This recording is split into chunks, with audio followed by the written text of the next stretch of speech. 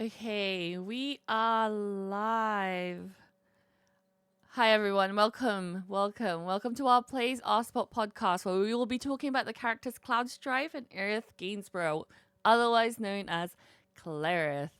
There's quite a few of us here, so we thought we'd like to introduce ourselves first. So my name is Val, and my Twitter handle is kurohyn. My name is Jason, and my Twitter handle is RedWolfX13. My name is CY98. Hi, I am Fox. You can just call me Fox, and my Twitter handle is at Heckenbork. Hey guys, my name is Andreas. My Twitter handle is Aaron the Goat. So today we're planning to talk about how we got into Clerith. We'll go one by one and we'll talk about how it all kind of happened. Well, for me, I would say that probably when I want to say 7, 8 or something like that, my dad bought me the game on something like a car boot sale. I'm not sure if you guys are familiar with what a car boot sale is. In the UK, it's like like a second hand like a bunch of people take their cars in like a parking lot, open their boot, set up a table and put all sorts of like secondhand stuff there. And one of the things that my dad got us was a PS1 and a bunch of Final Fantasy games. And I remember back when I used to live in Philippines, we had the games, but I didn't know how to speak English, so I never really played it. But then when I moved to the UK, he bought it again, and that's when where I got it. And this was like the era of no internet for us, so I was like just playing blind. There's no walkthroughs or anything like that, and I just played it as I thought you should play it. And I never doubted that there was a thing for the love triangle, that there was any issue with Cloud and Aerith. I thought they were the one. That's what the manual told me. That's what the game told me. And I have shipped it for the last 2 decades. Yeah, that's pretty much how I got into the game. I love that Well, for you. Thanks. I was very young, It was like a child just getting introduced to the world of Final Fantasy, and it was like, oh wow, these two lovebirds are just the one. Do do you, Irresistible. Yeah, do you remember what the other Final Fantasy games yeah, you got were? I do. It's Final Fantasy 8, and I remember distinctly that I got stuck at the very beginning where I have to leave the room that Christie's taught at because I didn't know where the exit was. And I couldn't read English, so I didn't know the word exit was like right at the top. So Oh no! I was like, Oh, I didn't understand. So I was just like walking around in a circle. And then at some point I was like, screw this. This is so annoying. So I just gave up, and then I just played other games, and yeah. That was it. so my first experience with Clerith and Final Fantasy goes back to when the game was first debuted back in 1997. Again, it was a time where the internet was nothing like what it is right now. And I actually had no idea about Final Fantasy at all. I would heard about it, through like Super Nintendo, but never actually played any of them. Mm.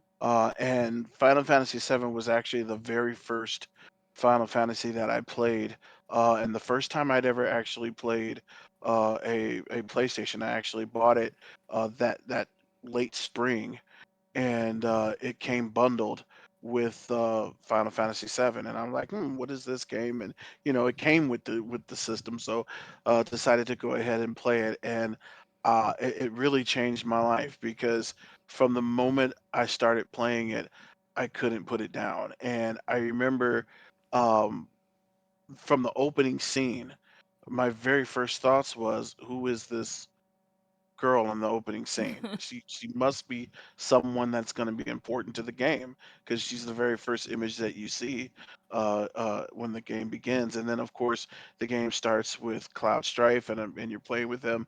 And as I'm following the game, to me it's pretty evident that these two are about to be something, and there's something developing with them. And of course that was made even more obvious during the Gold Saucer date. So I had always, from the very first experience that I had Mhm.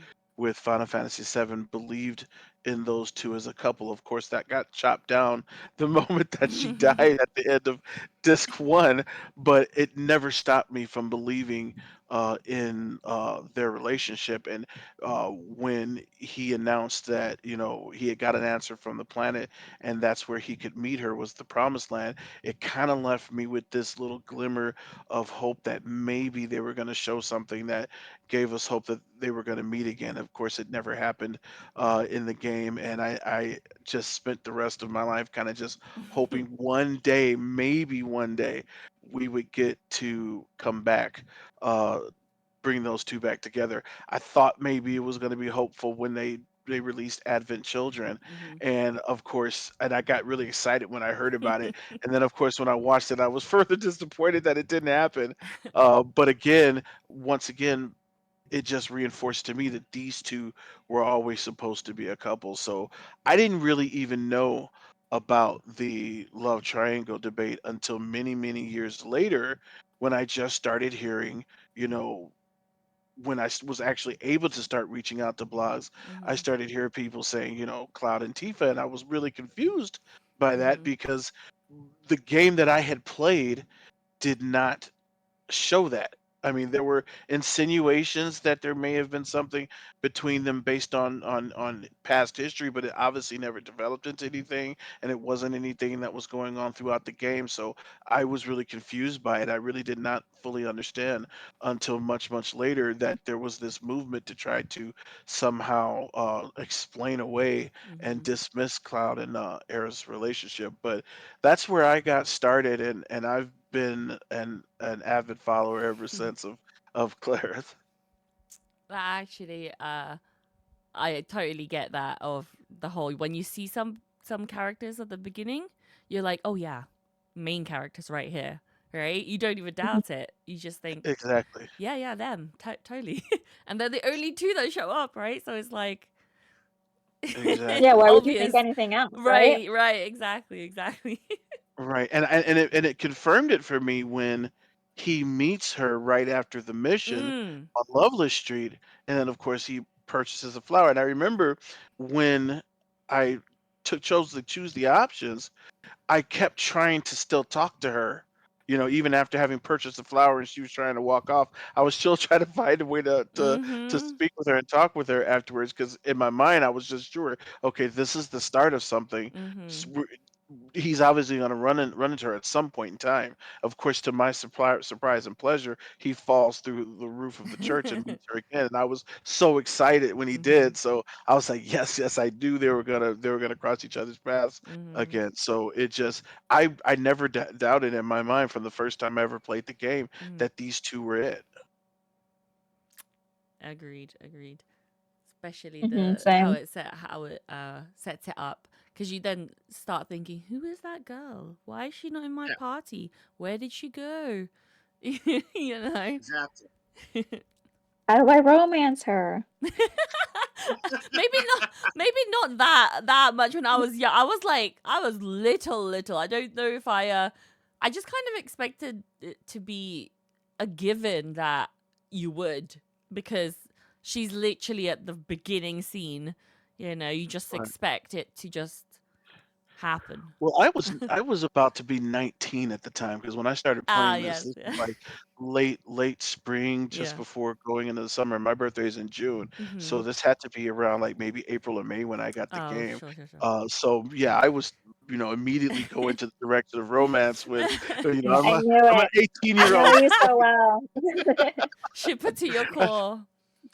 Exactly. So immediately I went there, with the two of them. So it just to me it was obvious, you know, that Mhm. that's where it was going, and I was waiting for it to go there. And for some reason, just a little secret about me in terms of gaming, I'm a sucker for any story, whether it be a TV show, anime, Mhm. or a game that has a love story in it. I Oh, think that a preach. love story makes Same. the Mood story me.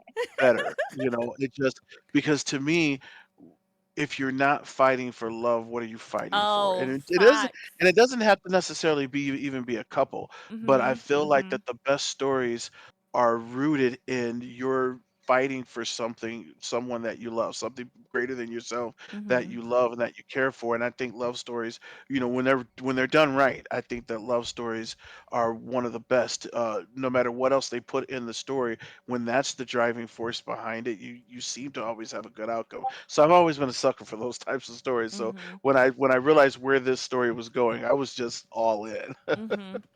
Mhm.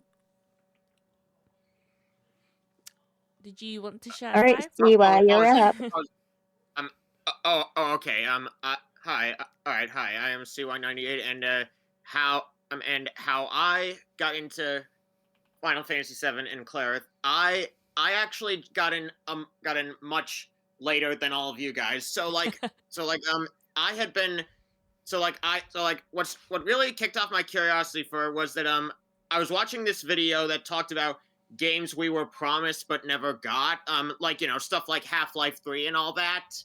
And one of the games that was brought up in it was, where is the Final Fantasy VII remake? Mhm. And so then they Mhm. announced it at E3, and I'm like, oh, that's cool. It's finally happening. And then a few months later, they added Cloud into Smash Brothers, Ah. which I was a big fan of, Mhm. and they added the original game onto PlayStation 4. So I figured, okay, guess this is a sign I need to check it out for the remake, and I did, and yeah, I instantly felt that there was something between, the characters of Cloud and Aerith. And like, again, I had no knowledge, kind of like Jason, I had no knowledge of a love triangle. I knew the names of some of the characters, but I didn't know like the nature of how they were connected Mhm. and how they were connected in the story. So that was entirely what I learned, my own discovery, as well as the gold saucer date, which, yes, was Aerith on my first playthrough. Mhm. I made it all the way through, and I was genuinely moved by both their relationship and the story as a whole. Like, it honestly, I thought was more powerful than a fair amount of movies that I had seen at that time. And yeah, and so then after that, I went through the almost all of the compilations, except for Doja Cerberus and Before Crisis, and yeah, Advent Children. While yes, I was also disappointed that she didn't come back fully in Mhm. it. That just really affirmed to me further that, yeah, these two were meant for each other. And I think something that helped with that was that at the time when I first engaged with this stuff, I was in my sophomore year of high school, and for our English course, we were reading Romeo and Juliet. Ooh. And the thing is, in addition to that, I've also really been like a fan of like classic mythology and tragic stories. So like, playing FF7, I noticed, a lot of similarities between all of those, and so I Mhm. just walked away thinking, yeah, that's the story. It wouldn't be until after Remake came out and I saw people on Twitter talking about the relationship between Cloud and Tifa that I was like, the fuck? Shock. Exactly. Yeah, exactly. Like, Yeah. where did that come from? Wait, Yeah. who? Exactly. Like I knew that they were childhood friends and everything Mhm. from the original game, obviously, but Mhm. I never got that impression, especially after Advent Children, Mhm. that there was anything romantic between them. Mhm. So Oh, I well, let just me ask you this. Like, did you think that Tifa was in love with Cloud?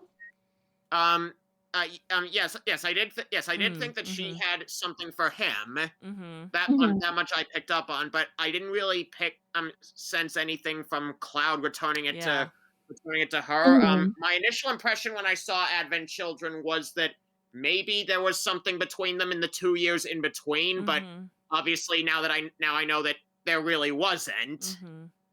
But outside of that, no, I never really had any sort of implication that there was an actual thing. It was at Mm-hmm. most just her crushing on him. So yeah, when I saw everyone saying, oh my god, Cloud and Tifa are meant for each other, I was confused, and I was genuinely confused to a point where I thought, are these people just projecting onto Cloud for the fan service? You know, some people do that. I think quite a lot of people who don't like look into the fandom tend to understand the Cloud and Aerith relationship and are very confused when then they look online and there are other people who are saying different. And I, yeah. I've noticed that a lot with fandoms in general. That, as ironic as it is, the people who Mhm. tend to understand divisive stories the best are the Mhm. ones that have the least investment in the fandom. Like Yes. I remember, for example, I was watching a reaction. I remember watching a reaction like a year or two ago when someone Mhm. was watching the Star Wars prequels, and Mhm. when they finished watching the last of them, he says, "You really got to tell me in the comments, why did everyone hate these movies?" Yes. Yeah.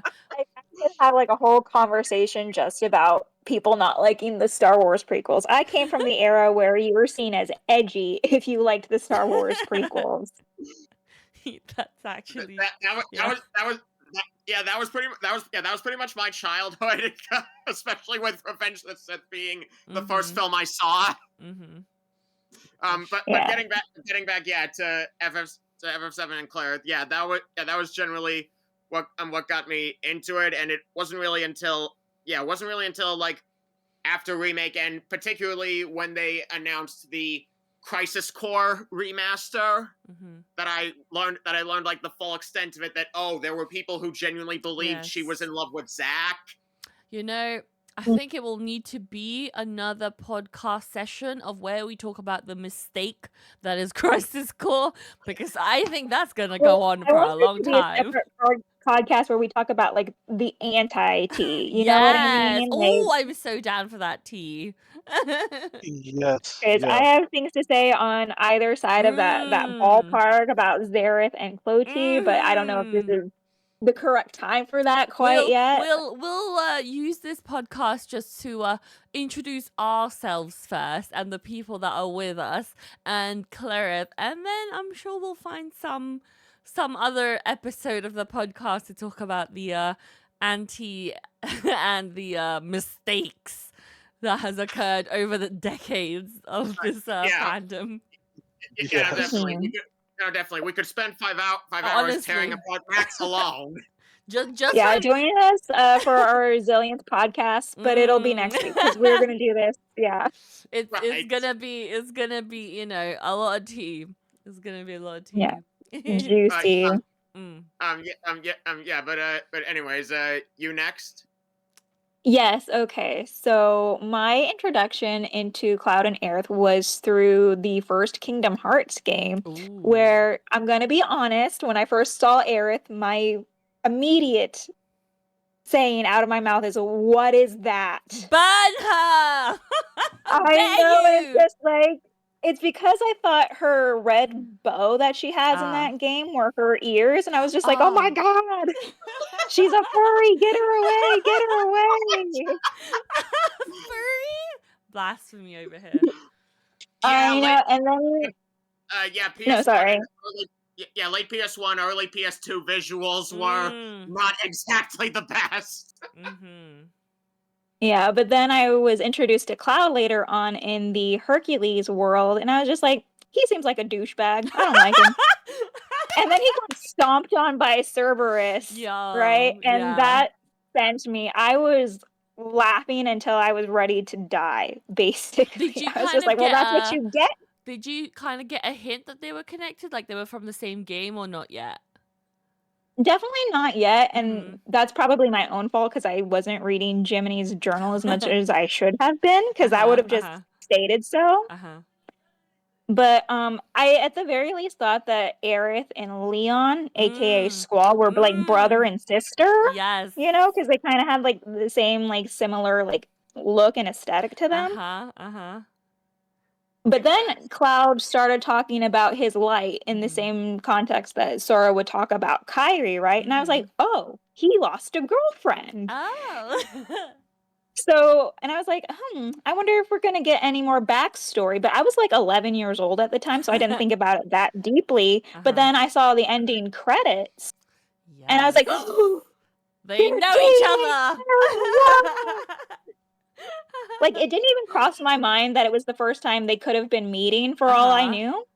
It was just, no, they are reuniting.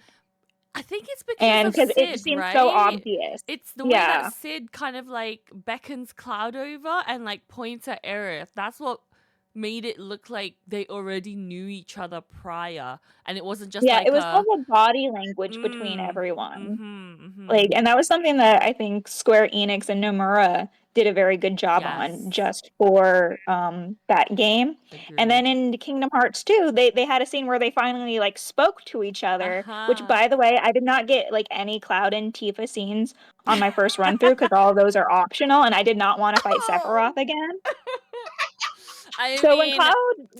When they say Cloud just disappeared, I was like, what? Where's that he scene went at? where? You know, that was actually a lot of stuff that some other people have said before, that because there were scenes like that, they were confused as the connecting dots for these characters, and I'm really hoping that at some Cloud point and Aerith we were will... not the optional scene in that one. I'm just saying. Yes. Yeah. But I was so excited, you know. I was just like, they're speaking to each other. They're in love. He doesn't want her to get hurt. Did you So play 7 after after Kingdom Hearts 1, or was it after Kingdom Hearts 2? I actually played Final Fantasy VII OG the last. Like, I played it after I eventually got into Crisis Core, because then I was really curious. I was like, okay, I wonder if anyone writ any like Cloud and Aerith fan fiction, right? And that's when I discovered that Final Fantasy VII and like that franchise existed. And there was this whole lore, and I was like, what do you mean she died? I was like, what? Excuse me?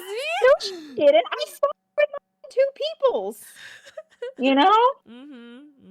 So, and then like I started like studying all of that, like what the T was on them, and I was just like, so I ordered like Advent Children, like the deluxe version, so I could watch that, and then like I just whatever was like available at the time, like I got. So Final Fantasy VII had to come last, but I did read the script because it was available online already. So yeah, and I was just like, I was already like sold on Cloud and Aerith being canon from the get-go, you know? It's So, just and that obvious. was It's just so obvious, you know? You don't need any optional scenes because the game is like, here you go. This is them. This is in their cameos, you know? And you can't when I found skip it. out about like Cloud and Tifa being connected in Kingdom Hearts 2, I was like, I didn't get those scenes. I don't know what you're talking about.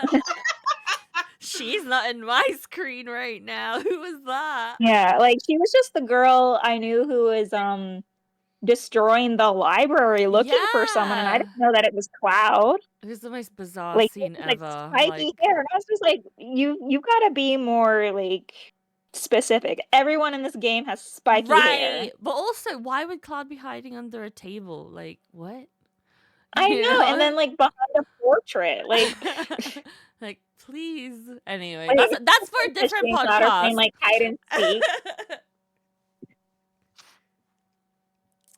Andreas, are you ready to do your intro? Oh yeah. Yeah. So my story with Final Fantasy VII in particular is similar to Fox's in regards to that.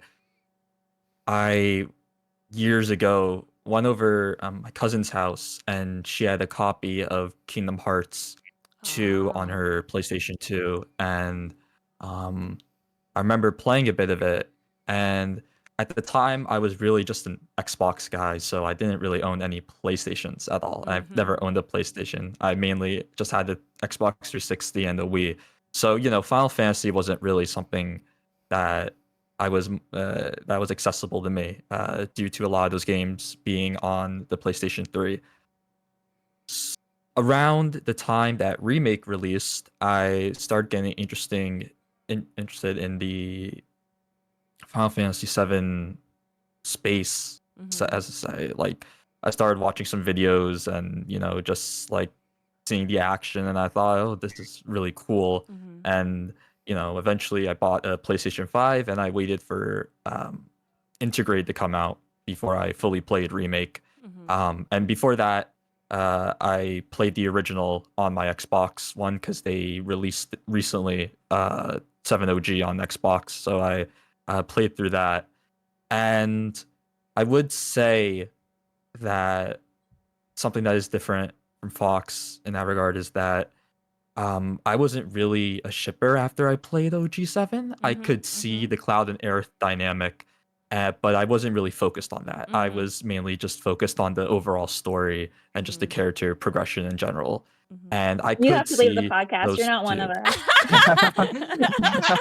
Yeah, I was yeah, I just should gonna leave. say, Nah, get out. but yeah, Andreas, Andreas, but if it makes you feel any better, Andreas, I was kind of like that as well. I was more about the story as well. I was really just seeing the Cloud and Tifa stuff after Remake and in the lead up to Reunion that made me become one of you guys. Yeah, I no, I think wasn't that's real. super fair. I'm just a romantic, Yeah. I wasn't really a shipper of any of them, to be honest. Like I wasn't like, oh, Cloud's meant for Tifa or anything like that at the time. So yeah, I played the OG. I really enjoyed it, and that's when I started getting into the community. On And Twitter, one right? day on Twitter, Yeah. yes, at the time, Mhm. at the time. Mhm. So one day I was just scrolling through Twitter and I saw a tweet from someone with the handle of Cloud X Aerith, Hell yeah, you and did. Kelly, and I or don't we all just remember. Shout out to Callie. Shout out. So I don't remember the tweet exactly, but it was just like some sort of introspective on the Cloud and Aerith's relationship. I thought, well, this is interesting. So I gave it a read. Right, I gave it a read, and I thought, wow, this is really interesting, and I haven't thought about this in this way. And Okay. I Mhm. started looking through. I followed her, Callie, and I was just looking through her posts and saw her retweets and whatnot, and it just kind of like, it just started making sense on Yeah. things that were a bit confusing for me when I played OG for the first time, in the sense of how Cloud and Aerith's relationship was like. And Did, that's mainly how I became a Clerith, which then further extrapolated to when I played Intergrade, which then made me just fall in love with the whole thing. I could gush So about that yeah. scene.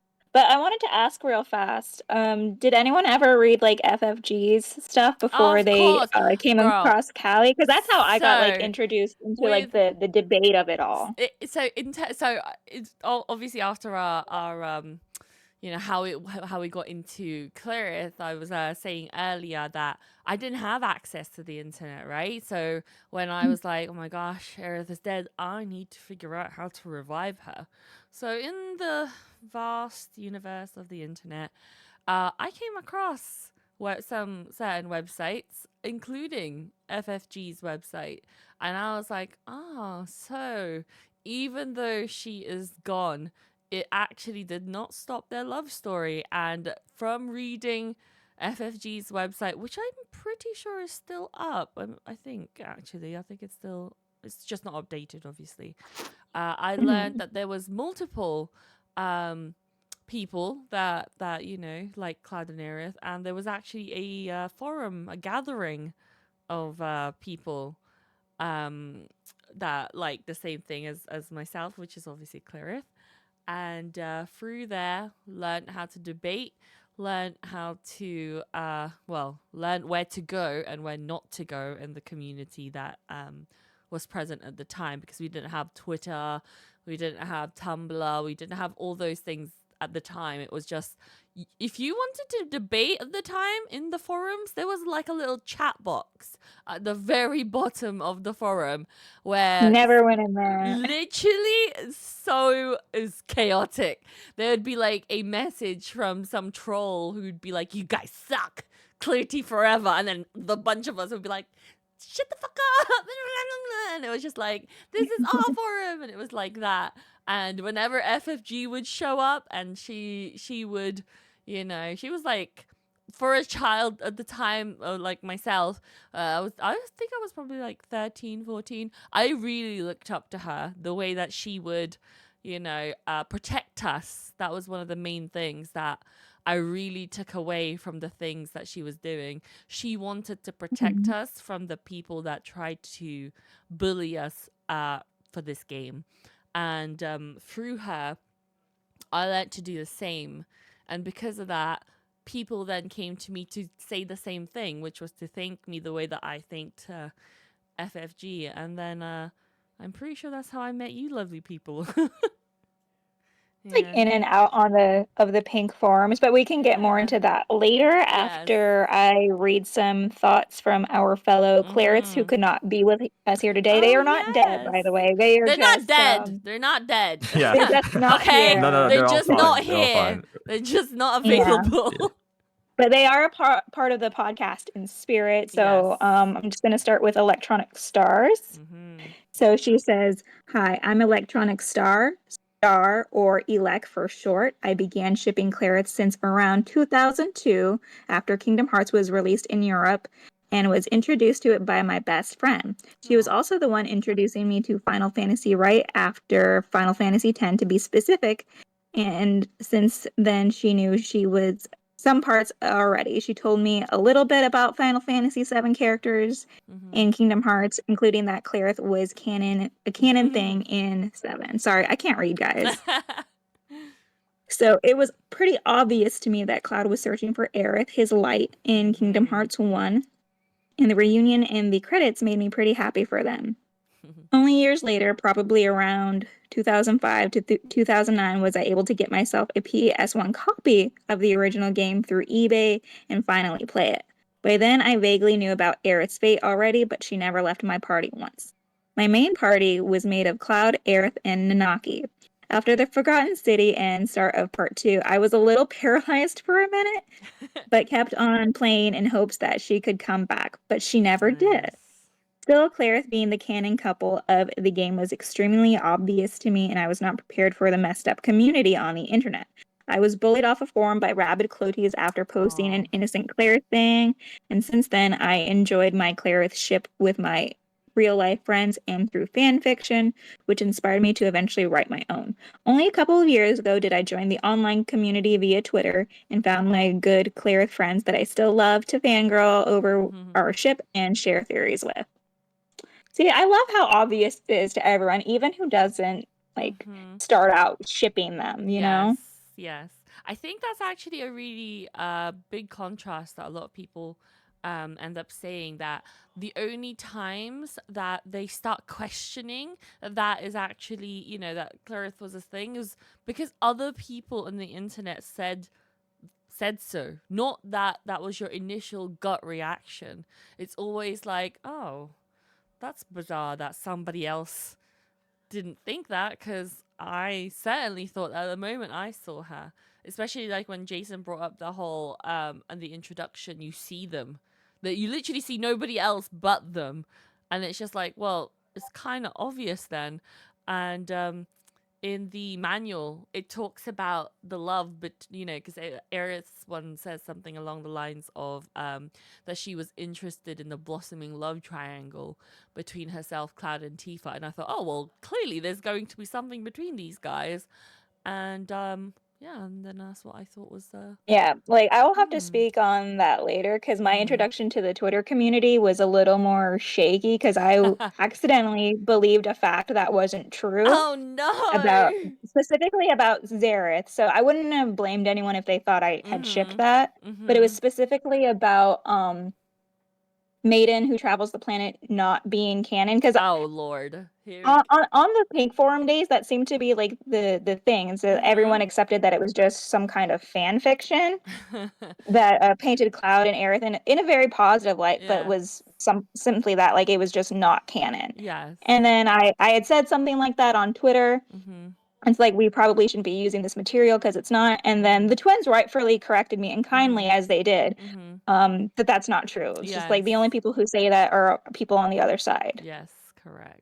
So, and then our last girly here is Lena, and what she says is that my name is Lena. I got Final Fantasy VII as a Christmas present from my grandpa in the late 90s. As a Brazilian kid, I could barely read my own language, let alone English. I can barely read English, Lena. It's not a problem. But the opening sequence of the PS1 classic memorized me as this anime-looking 3D character looked into sparkling green stars.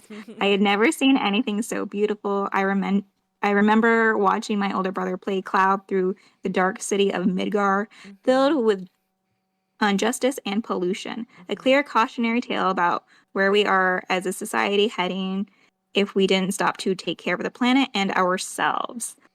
Then there she is again, the girl from the opening sequence, and her flowers are a visual breath of fresh air for the player. But as I grew up, I learned it was also the protagonist.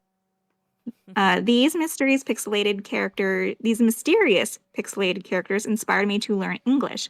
The first few words I learned in English were buy, sell, and cancel. But that wasn't enough. I had to know what the pink girl and the blonde boy were talking about. I'm gonna cry. This is so sweet. That's actually I actually wholesome. played. Yeah, That's so nice.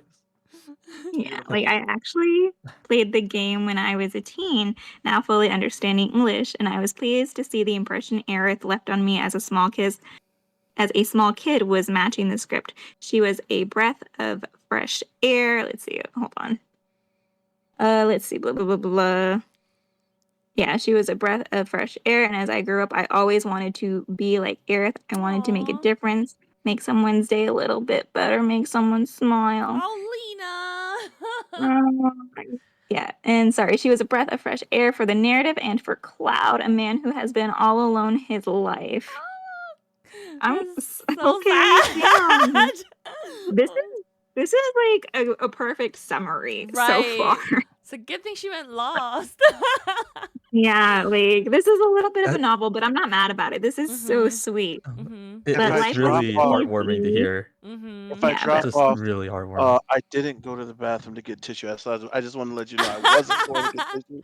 I just want to get yeah, something to drink. No yeah. worries, yeah. There's still some more Yeah, the here. onions Yes, yeah, are please, the onions are please, being go cut. ahead. Yeah, no problem. But life wasn't easy, and I noticed myself straying from the path my beloved childhood character had shown me. I lost people. I was scared of making new connections. I would embrace my solitude and judge anyone outside of my little bubble. But Final Fantasy VII was always a safe haven I would return to after a bad day. I would replay and fall more in love with Cloud's connection with Aerith. I didn't know why, but it warmed my heart. In a way, I think I was a lot like Cloud, and that's why I liked Aerith so much from the start. If Aerith taught me to be positive and caring, Cloud taught me that it's never too late to change, to open up to love. Clerith encouraged me to learn English and taught me many things, but above all, they taught me that love is undying. I don't have to bury my love. Aww. Yeah. And the time we shared together will always last. In a way, I think I was a lot like Cloud, and that's why I liked Aerith. Oh, sorry. Oh, okay. It's the let's see. Sorry, like I have these in screenshots, so and they're a little like chopped up, but and the time we shared together will always lift me up. Clerith is the people we loved and never got to say goodbye to. It's the feeling that you do anything for just one more day, one more date, and one more chance. This is why no other ship can compare to Clerith, in my opinion, because they taught me about love and forgiveness. Lena! Lena, gal! Oh, Oh, that's And so That that was is your beautifully sweet. written. podcast. That That's was a good absolutely writer. I beautifully didn't written. know. That was That's so beautiful. sweet. Oh my goodness. But Oh you my. know how interesting it is that even though they are fictional, they have created a ripple in our life in some way. And it's just so beautiful that people have got such magical memories in regard to these two characters. It's just so nice. Really No, is. but I really relate to what she's saying here Yeah, because it's like I'm same. definitely more of a cloud, like realistically, like I think we all are. But I aspire to be more like Aerith, to be like open Oh and there for yes. people. 100%. 100%. That's really what drew me to their relationship, is that from the very beginning, I was drawn to the stoicism of Cloud and how he's closed off. I wanted to know more about him. What Yes. is it in his life that has made him become this way? It's got to be some sort of a pain, and he doesn't. He's so staunch about not letting anyone in. But then this unlikely character that comes across his path so easily is able to get inside of him and open him up and change him for the better. And because of that, there's no one else that he sees as important in his life as she is, because of what she's done. And I love that, because everybody wants that kind of redemption, someone that understands them, someone that can help them reach a plateau, no matter what you may have gone through in your life, something you may have done, something you may regret, something that you may carry to yourself that you may never share with anyone, because it's a dark part of yourself that you don't really want anyone to see. But then you meet someone that not only opens you up, that helps you face it and realize, okay, yeah, this may have been a dark chapter in your life, but it doesn't have to be the only chapter. You know, you can add on to your book and finish with a great ending. And I love that dynamic. That's why I say that the best stories have that kind of love in it, because whatever it is that you're fighting for, anybody can say, I'm fighting to save the world, you know, but what really is the world to you? Most people will never really see the entire world. And so therefore, your world really is those that are in it, those that are in your circle, those that between your family, your friends, and your loved ones. And so when you think of the world, those are the immediate things that you think about, what you'll fight for, to hang on to. And that's exactly what I see when I see these two. I see somebody that was lost and had given up on the world because he felt the Mhm. world gave up on him. I think And then this Go ahead. sorry, I was just gonna say, like, it's also like what was Lena saying, is that it kind of teaches you that you should you should treasure the people that you have, because you just don't know when you will lose them, and you may not even be able to say anything before it happens, you know. Right. And the life lessons that they teach you is just so relatable. And sometimes I think, obviously depending on the person, it might hit hard and quite personal to you, and then next thing you're trying to change yourself for the better because you've seen an example through them, and that you didn't Right. want to end up in the same manner. Because at the end of it, what what makes it so sad for me is that they never got to say their last words properly, and we had to wait till Advent Children till Right. they could speak to each other one last time, you know? Right. Yeah. Absolutely. And it's actually crazy that you say that because technically, like I feel like Aerith's words to Cloud were like her final goodbye was actually most recently in Rebirth. You know, Yes. like I think Yeah. Advent Children covered what she would have said, but she didn't get to say it in so much detail Well, until maybe their just final date. one of the Aeriths, you know? The No, the no, I definitely OG agree Aerith. for sure. Yeah. Yeah, it was always But like it's so beautiful. it's bittersweet in the OG, where they're smiling at each other. You know, Aerith's smile, as Cloud says, was frozen for him the moment that it happened. But the fact that she was smiling till the end for him, and he was just staring at her, and it was just them in their world until obviously the tragic situation that occurred. And Right. yeah, that's the bit that I think when I was young, I was really confused because I didn't think, I didn't think that there was ever times when you kill off the main character. That was never a thing back then, where it would be a permadeath to a main character. So I never quite Right. believed it. Mhm. And then it was also not a thing where it was like that they wouldn't have closure of sorts until obviously at the very end.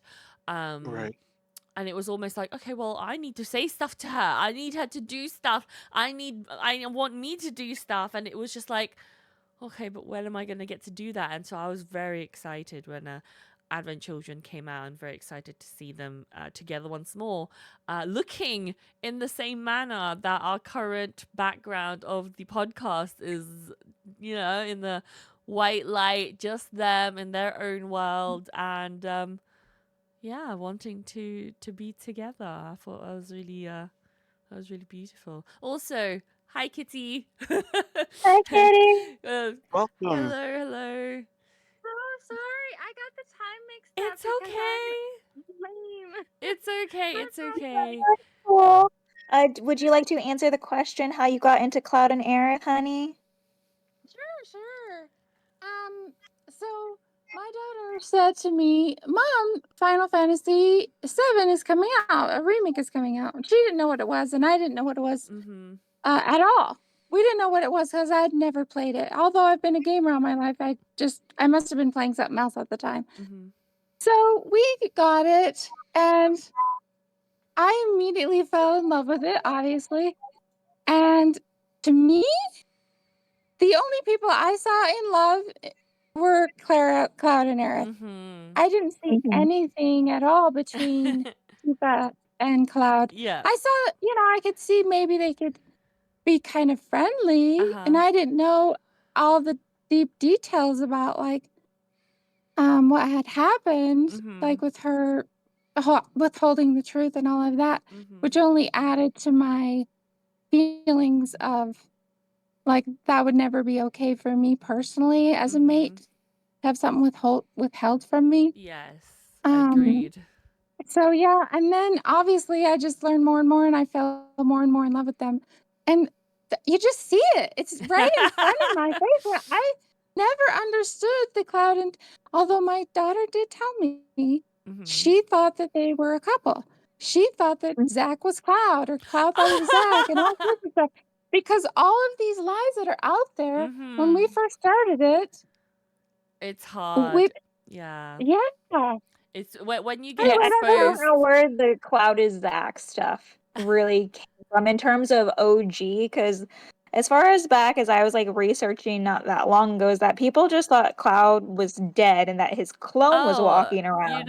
I'll tell you a piece of fandom information as to where that came from. It came from a very, I'm not gonna say the place, but it came from a very famous forum back then, where it was like a cesspool of just universally unlikable people, shall we Does say, it still exist, that this still forum? exist. No, Mm-hmm. the forum itself. Actually, I haven't looked for a long time, but I'm going to assume it does. But there was a sister website to this forum that still Mm-hmm. exists to this day. And Um, this Yeah. was yes. the number one reason Oh yes, the because why I hated Yeah. Crisis Core. I will say that back then it was very difficult to get information, as in to get Japanese interviews or Ultimanias and things like that. Because most of us back then were very, very young. We didn't have the money, and the people that did have the money couldn't get hold of these very elusive materials. So we could only rely on the very biased other side. And Right. unfortunately, they would put out the things like translations and things like that were very, very biased. Like there was things where they would add a whole sentence to a translation of something, completely changing the meaning of it. And unfortunately, we had no choice but to basically just say, oh, okay, that's what it was then. But thank goodness at that time people started thinking this is a little bit suspicious, so let's do our own research, let's do all that. And that's when it was then discovered that they lied, and the misinformation can now be stopped.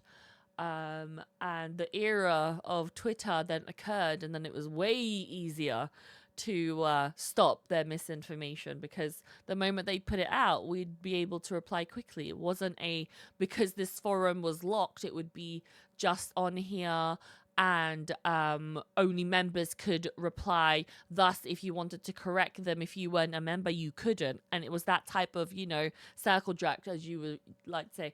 And it was just a terrible time back then for us, actually. So that nowadays it's so much easier to correct it and think, because if you get exposed to that before you play the game, it like corrupts the way that you see it, because you just think, oh, but I remember this thing that they said back then, but what if it's this? And then you end up not actually thinking about it yourself. And Yeah, I think And it's there's actually better to be like community list yes, at the time at when the you were beginning, first like correct. going through all of like the materials, and then you don't even have to look at the supplementary stuff like the novels or the Ultimanias, right? Because that is ultimately how I decided that Cloud and Aerith were meant for each other, and that they are like the intended, main couple of the Final Fantasy VII franchise. right. Sorry, I just wanted to give a shout out to Nico Aerith, who's in the chat right now. Hi, Nico. Hi, Nico. Hi. We're just discussing Hello. how we got into Clerith right now. It's just a quick podcast for today, just to intro us, and so that people can also understand how we got into this to this game and such. So, hi everybody. I wanted to just quickly ask if anybody wanted to add in anything else to their intro before we go into the next topic. I'm good. Yeah? No, You're all I'm okay? Good. perfectly fine. I think I'm good. I Yeah. was actually going to ask for the next topic in terms of how did you guys all meet each other? Because this community God, is if I big. remember. Yeah. I kind of remember how I met Jason just Yeah? a little bit. It was through God, I think I was like debating with some Cloties about whether or not On Twitter? Tifa was yeah, Mhm. whether or not she was an SLUT. Oh, yes. And Yeah. I was just Dear, oh like dear. I was just saying that well, no, I don't think that she is, but if she was a little bit more promiscuous, like how it says in Traces of Two Past, where she was dressing a certain way for the validation of it, I wouldn't have a problem, and I don't really see the problem with her being more She wasn't sexually wicked. explicit with guys or women outside of Cloud. Like, I'm not the one to judge people on that. Right. And then it turned into like another debate, and I was eventually like brought into his Clerith unconditionally Oh, yes. group chat, Uh-huh. and that's how him and I started talking. Yep.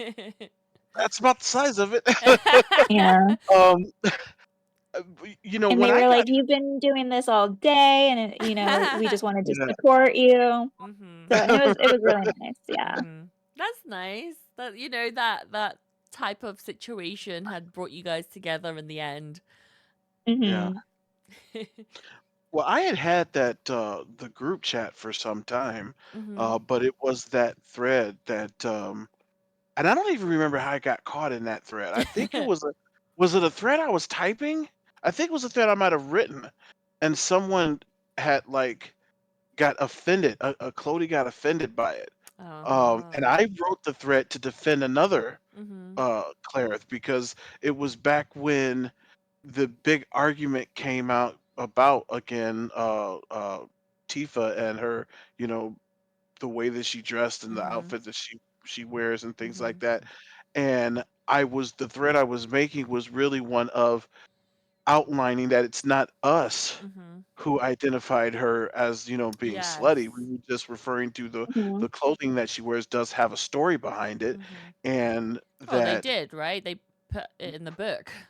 exactly, Yeah, it's in there's the book, It's in literally the and story canon behind it. material. They literally went into detail about right, why she decided to dress the way she did, you know. exactly, and so, but someone was incredibly offended, was just like very brazen Mhm. in the way that they Mhm. I responded think to the with a thread. topic like that, I think people forget, right, that there are things that are said in canon material that if you say it, you quote it, people get upset. And I think people forget that don't get upset at the people quoting. Get upset at the people who created that in the first place. Right, Absolutely. If Yeah. you're unhappy with the way some characters are portrayed or written, right, make sure you say it to the writers, to the devs, and make sure that your anger is directed to the right people, because otherwise at right, the end of the day you're coming at people who are simply stating canon material. right, And not Mhm. everybody will agree on what they would class as appropriate. However, what I will say is that it is inappropriate to speak about a child, fictional or not, in a sexual way.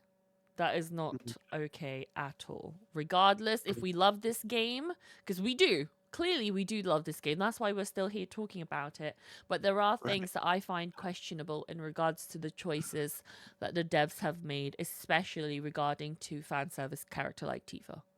right. In world, I blame Brian for the way Tifa dresses. Yeah, you know It's what? just like you're her dad. You gotta put a cap on that. You gotta The say thing no. is, right, it just started out innocent. It was like, I believe in Trace of Two Parts, it said something along the lines of, she just wanted to impress the boys that were there. And you know what, when you're young, you have something like that, right? And now that they've confirmed it in Rebirth as well, that she has like a people pleasing type of personality, Mm, it just makes sense. But it's just Mhm. not acceptable that they would then sexualize her on top of that as well. That's just not okay.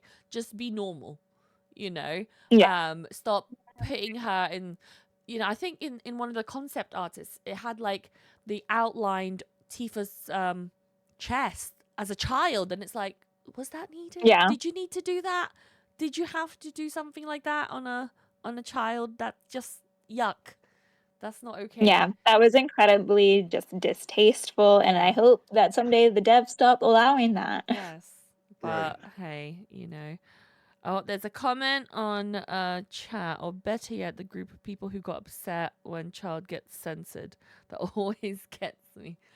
Well, yes. In what way do you mean censored? As in that now she has a training bra? Do you mean is that because I know Yeah, that I was think a it was like the big little thing, breast right? thing That was that a was big added. thing. Yes. That was very bizarre, by the way, when people got upset about that. That's like that it makes sense for her. Well, That because is it was the devs basically admitting that they went too far, right? yes. That was just that's bizarre. I'm And glad then that that means actually in terms of yeah, design it means wise, those people were always wrong as well, and they of course. couldn't. Of course. They had to double down. Yes, yeah. I am glad that in terms of design, that Cloud and Aerith's design are immaculate. I love that 100%. because I always thought, right, her OG, Aerith's OG outfit, I thought her skirt, oh, I wish it would be like a little bit more loose, because if she wants to move, it'll be difficult. That's what I was also. And Right. so when I saw the Kingdom Hearts 2 Mm, outfit, I was like, oh my god, this is She's amazing. gorgeous. I love Yeah, it. like I the love thing it. that changed my mind about like Aerith's design is when I first saw her in Advent Children, when you Uh-huh. see her full face at the end, and I was Uh-huh. like, she is Yes. gorgeous. Yes. Oh my god. Agreed. mm, And that's why when they made her remake skirt to be flowy, I was like, oh my gosh, she's like a princess. I loved it so much. And then it was just like such a big contrast to Cloud's outfit, which we now have also confirmation that they were made to contrast. And it was just like, oh, chef's kiss, love it. I feel like we're going into our next episodes of the podcast. My bad. Yeah, we're Whoops. sending teasers, Whoops. but does anyone else remember how they got into the community or how they got to be friends with us? Oh yeah. I don't necessarily remember how I got in because like by the time because I had seen a lot of Cloud and Aerith fan art pop up on my Twitter feed, and that along with a couple of comments I made got the attention of Cloud X Aerith, who followed me. But what I do remember is the day when I finally joined all of you guys. It was sometime in 2023. I think it was before the first